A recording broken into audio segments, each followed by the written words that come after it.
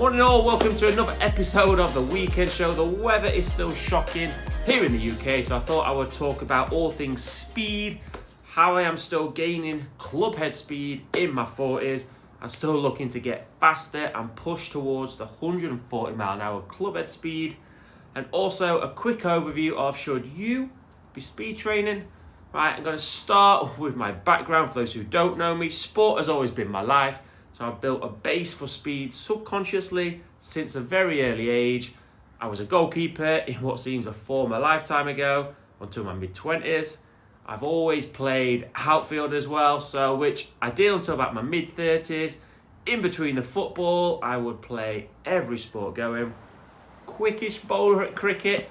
Love to hit the tennis bomb serves and the big forehand smashers. So with all this, I have been recruiting fast twitch muscle fibers and chasing speed pretty much all my life, and I continue to do this.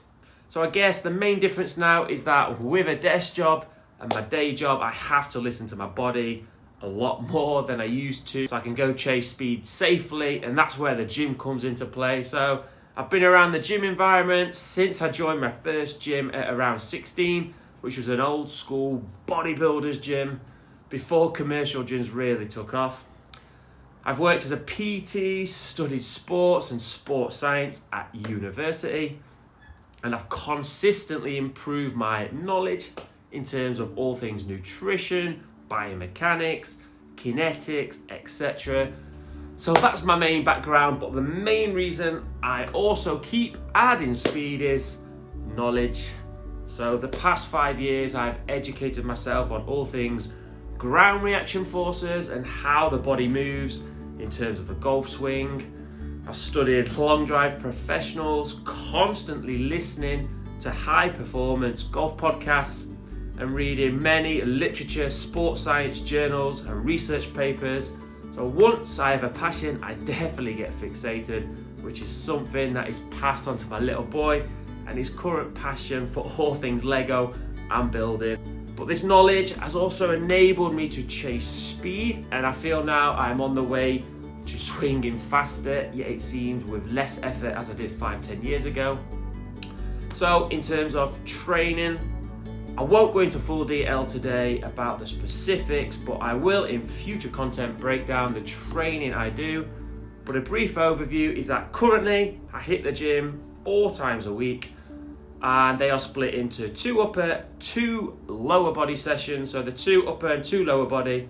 So every session has a power element at the beginning, including ballistic and plyometrics, and then goes into strength, including the major compound lifts. So the days when I'm not in the gym is when I do my speed training 2-3 times a week, as I want to try and be as fresh as I can for these sessions. I do use the raw speed swing sticks from time to time, but I find my better results come from actually just hitting the balls, and with my sessions I'll go from 50 to sometimes over 100 balls in a speed session. But again, I'll cover these sessions in more detail in future content.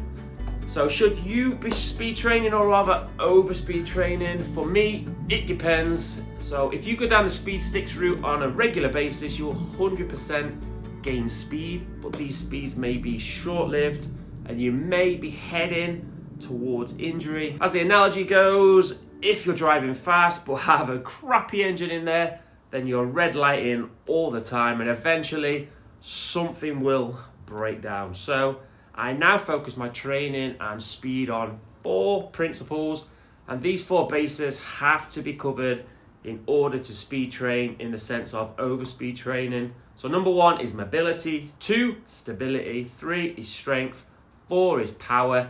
If you struggle mobility wise, then you are asking for trouble down the line.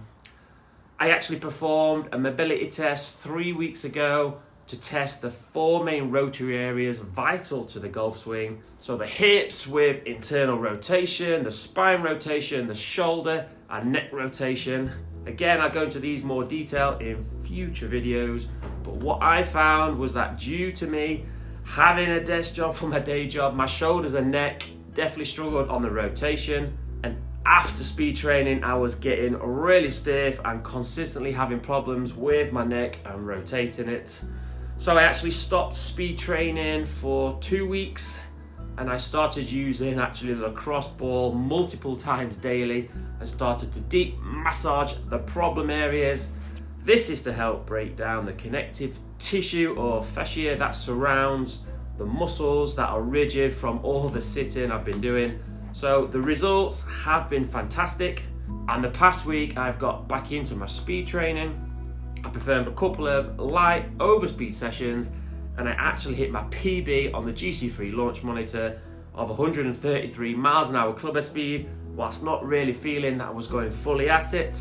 So this is definitely super exciting, and I feel that my mobility is much improved, so I can keep pushing now with the strength and the power work in the gym and begin to ramp up the speed overtraining now that I have reduced, hopefully, my chances of becoming injured down the line. So for you, I don't recommend overspeed training until you have covered the 4 main areas above. If you increase your mobility, strength and power, you will automatically increase your club head speed and also decrease your risk of injury. Once you've ticked all the 4 boxes, then it is time to introduce overspeed training for sure. So any questions, please ask or email me, and I'll help the best I can. So throughout the year, I'll cover all these topics in much great detail. So please hit that subscribe button if you feel that speed is something that you want to add to your game. So the key takeaway from today is that we all want to increase club head speed, but we also want to be healthy whilst doing this. So it's definitely important to make the body as strong and durable as possible. Also for me, and I'm sure many of you watching, the hardest part is that life with a business and a family can be very stressful, and time is very limited.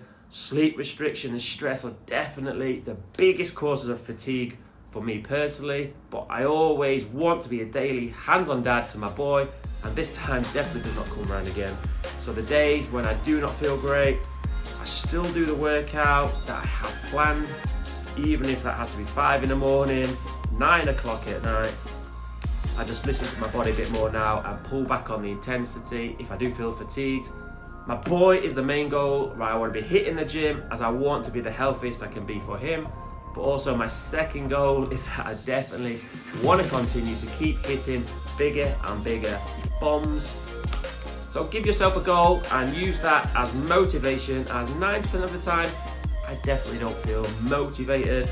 But as they say, you regret every workout you skip, but you never regret working out. Right guys, thanks all. It's my father-in-law's birthday today, so big happy birthday. We're actually off for a nice family gathering and some relaxed time. So enjoy the rest of your weekend, guys, and I will see you very soon.